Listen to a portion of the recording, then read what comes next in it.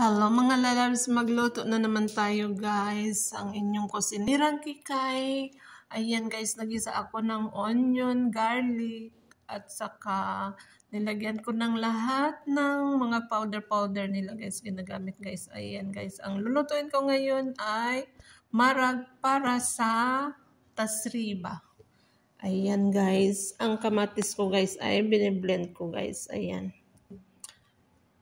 Ayan guys, ang sarap-sarap niyan guys. Ayan, at nilagyan ko ng tomato sauce.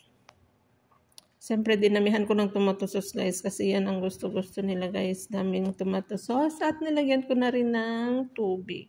Siyempre nilagay ko na rin yung putat natin at saka yung dry lemon. At yung okra natin guys. Dalawang klase lang gulay nilagay ko guys. Kasi yan lang naman ang gusto ni Amo guys. Kasi si Amo na lang ang lulutuan ko guys. Kasi nag-fasting siya ngayon. Kaya ayan.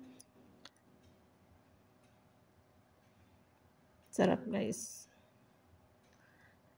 Ayan guys. Siyempre hindi natin siya ipa-sticky guys. Kasi hindi natin siya ipalapot kasi guys. Ilagay yan sa bread, sa kubos. Kailangan natin kasi yung sabaw niya guys. Para sa kubos guys. Ayan. Ayan guys, paluto na siya guys. At ang sarap-sarap. Ayan, ganyan guys. Pwede na rin ulamin ng ganyan. Kaso gusto ni Amo guys kainin with kubos. Kaya ayan, gawing tasriba. Ayan, naluto na guys. Ang sarap-sarap. Tapos niyan guys, ilagay na natin sa kubos na hinimay-himay ko guys. Ayan guys. Ganyan ang gusto ni Amo guys. Tingnan nyo guys. Masarap naman guys. Kubos yan sa ilalim. Tapos yung sauce ng mara guys, nilagay ko guys. Gusto nila yan guys.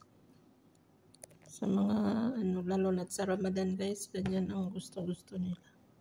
Masarap din naman kasi siyempre yung sauce nandoon na sa kubos. Yung kubos na ginagamit nila guys, yung kubos Iran. Ayan, thanks for watching.